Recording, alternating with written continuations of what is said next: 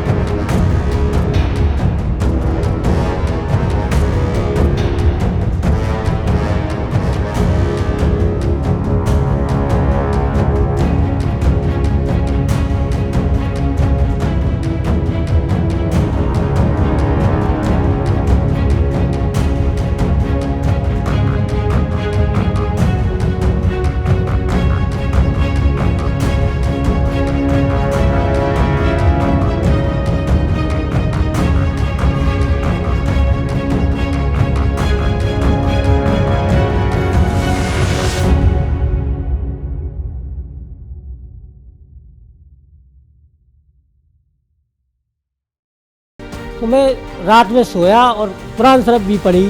तो मैं सुबह जब जागा ना तो उसमें मेरे बालों में जलन सी हो रही थी।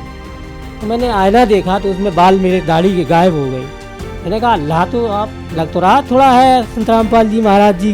फिर मैं गया आश्रम, मैंने देखा वहाँ जाके उन्होंने नामदान का मुझे फार्म दिया, उसमें लिखा था इतने नियम निभाना है। तो हमने वहाँ जाए देखा कि यहाँ तो सब वास्तविक में अल्लाह के यहाँ तो सब एक ही समान होते हैं, एक ही समान सब है यहाँ।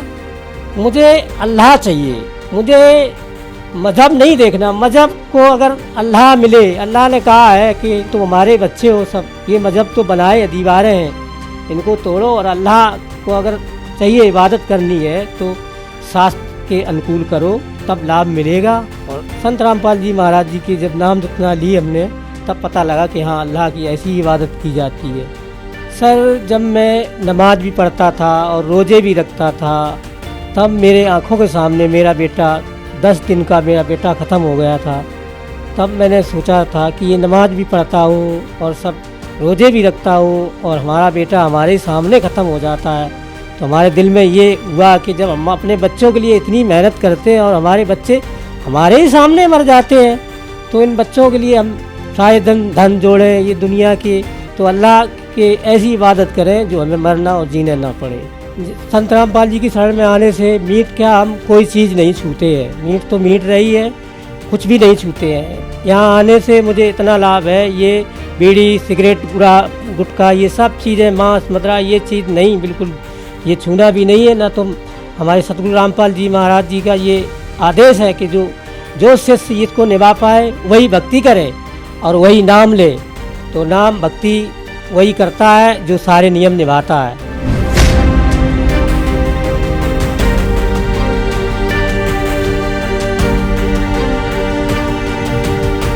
अल्लाह है। जब नमाज पढ़ाते थे जो मौलवी थे तो वो ये कहते थे कि अल्लाह है, तो अल्लाह कौन है ये कोई नहीं बताता था कि अल्लाह इसने देखा है। वो कहते थे कि अल्लाह जो है नूर है, तो हम कहते थे किसी ने तो देखा है।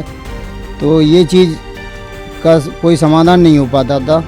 कुरान शरीफ में जो बता रहे थे कि बाखबर जो हैं वो कौन है, तो ये संत रामपाल जी महाराज हैं जिन्हें सारा इल्म है और सारी जानकारियां हैं इनको, और ये अपने कुरान शरीफ से ही बताते हैं।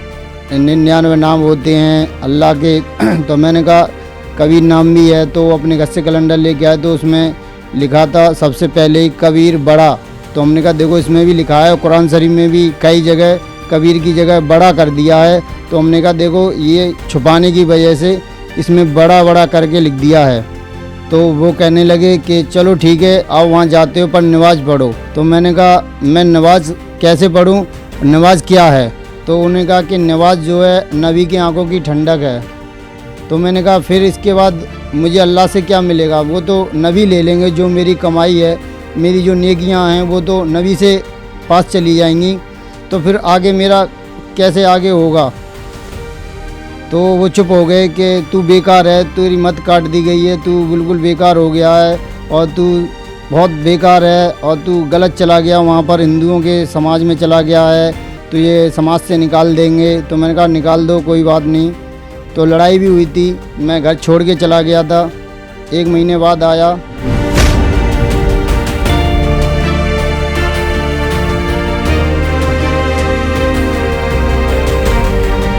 उसमें कुरान की भी 2-4 आयतें पाई, जो कि सूरत फुरकानी 25 आयत नंबर 52 से 59 तक उसमें दिया था कि जिसने 6 दिन में सृष्टि रची और 7वें दिन तक पेजा विराजमान हुआ, वह अल्लाह कबीर है। उसके बारे में किसी बाखबर से पूछो जो तत्व से उसे जानता हो।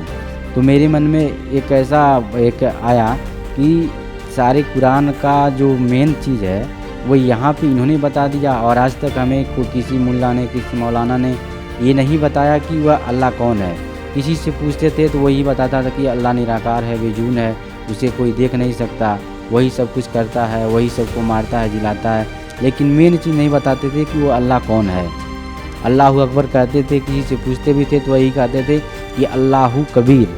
अल्लाहु अकबर का मतलब अल्लाहु कबीर, यानी वो कबीर कौन है? वो कबीर, वो जो कबीर का मतलब बड़ा बताते थे, लेकिन वो ये स्पष्ट ये नहीं कह पाते थे कि वो जो कबीर है वही पूर्ण परमात्मा है जो काशी में आए थे, वो ये नहीं बताते थे। वह कबीर का अर्थ बड़ा बताते थे। मैंने कई मुल्लाओं से, मौलानों से पूछा तो नहीं बताए, और हमारे जो नबी है उनको भी नहीं जानकारी हुआ, लेकिन संत रामपाल जी महाराज ने हमें सारे कोड वर्ड खोल के बताए।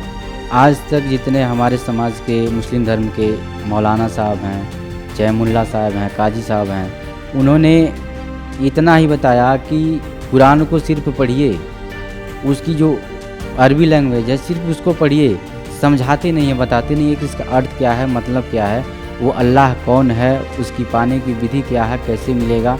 वो इतना ही बताते हैं कि वो जो खुदा है बेजून है, निराकार है, उसे कोई देख नहीं सकता है, और वही सब कुछ करता है, धरता है, सबको मारता है। लेकिन संत रामपाल जी महाराज ने ज्ञान गंगा पुस्तक में, जीने की राह पुस्तक में, सारी जितनी पुस्तकें हैं सब में उन्होंने खोल खोल के बता दिया कि कुरान शरीफ के सूरा 25 आयत नंबर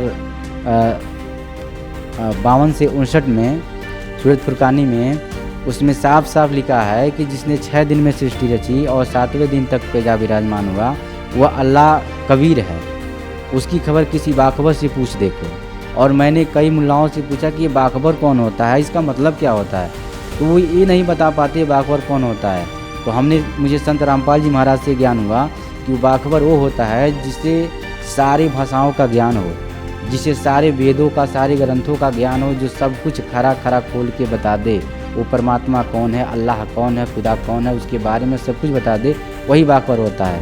तो मैंने कई मौलानों से पूछा, काजियों से पूछा कि वो बाखबर आप हैं या फिर कोई और है, उससे मुझे मिलाइए, मुझे अल्लाह के बारे में जानकारी चाहिए। तो किसी ने नहीं बताया। वो सिर्फ अरबी भाषा का वो ज्ञान रखते हैं। वो यही मानते हैं कि जो अरबी पढ़ना जानता है वही मुसलमान है, जो नहीं पढ़ पाता वो नहीं है, वो इतना ही जानते हैं। तो मुझे संत रामपाल जी महाराज से ये ज्ञान हुआ, और मैंने कुरान शरीफ को ये भी पढ़ा। उसमें सूरा 42 में आयत नंबर 1 जो है हामीम ऐन सिनकाब, जो कोड वर्ड है उस पूर्ण परमात्मा के पाने का, जाप करने का, जो कि वो तत्वदर्शी संत ही बताता है, इसके बारे में भी जानकारी हुआ। हमने कई मुल्लाओं काजियों से पूछा तो इसके बारे में उनको बेहद रूप से जानकारी नहीं थी। उन्होंने ही बताया कि हमारे नबी को इसके बारे में नहीं पता है, तो हम कैसे बताएं। कई लोगों ने इधर उधर की बातें करके भरमाए। फिर हमने ये भी पूछा कि ये बताइए वो खुदा कैसा है, साकार है कि निराकार है, वही बताएं कि वो जो खुदा है वह निराकार है। मैंने कहा कि कुरान शरीफ में यह सूरा 25 में सूरह फुरकानी में यह आयत नंबर 52-59 में जो दिया है कि जिसने 6 दिन में सृष्टि रची और 7वें दिन तख्त पे जा विराजमान हुआ, तो विराजमान होने वाला तो साकार होगा, जो विराजमान हो रहा है राजा के समान। जैसे हम लोग पढ़ते थे कि दिल्ली के तख्त पे सिकंदर लोदी का तख्त पे विराजमान हुआ, तो वैसे जब वो तख्त पे विराजमान है तो वो भी तो राजा के समान होगा। तो कौन है, तो वो इस बात को इधर उधर की बातें करके भटका देते थे। तो फिर हम संत रामपाल जी महाराज की पुस्तकें पढ़ी, धरती पर अवतार, उसमें और सारी ज्ञान हमको मिला, जिसमें दरूद शरीफ के बारे में मिला, फिर कलमे के बारे में मिला। उसमें भी अल्लाह कबीर के बारे में जिक्र है जो कि उसमें बताया गया है। कई जगह कुरान शरीफ में अल्लाह कबीर के बारे में जिक्र है। उसमें कबीर साहब का नाम कबीरू कबीरन खबीरन नाम से उसमें जिक्र है। लेकिन हमारे जो मौलाना साहब हैं, जो काजी साहब हैं, वो लोग कबीर का अर्थ बड़ा बता देते हैं कि वो कबीर जो है, कबीर का मतलब बड़ा होता है, और वो अल्लाह जो कबीर है वो बड़ा भगवान है। तो बड़ा भगवान कौन है, वो जो काशी में आए थे 600 वर्ष पहले, कबीर साहब वही हैं। और आज भी अनेक प्रकार की बीमारियां लोगों के ऊपर आ रही है। अगर इन मंत्रों में शक्ति होती तो आज उनकी सारी बीमारियां ठीक होती, उनके ऊपर कोई कष्ट नहीं आता, कोई अकाल मृत्यु नहीं होती, किसी को कैंसर तक नहीं होता। लेकिन आज ऐसी हालत है कि हम सारी साधनाएं कर भी रहे हैं, फिर भी बीमारियां आ रही है, परेशान हो रहे हैं, अकाल मृत्यु भी हो रहा है। तो ऐसा इसलिए हो रहा है क्योंकि हम शास्त्र के अनुसार, अपने कुरान के अनुसार नहीं साधना कर रहे हैं। क्योंकि जो भी साधना हम कर रहे हैं हमारे शास्त्र के विरुद्ध है, जिससे हमें लाभ नहीं हो रहा है। और इसी कुरान शरीफ में लिखा जो रियल मंत्र है, जो रियल मार्ग है, वो संत रामपाल जी महाराज बताते हैं। उसी साधना से सारे कष्ट, सारे रोग, सारे दुख दूर होते हैं।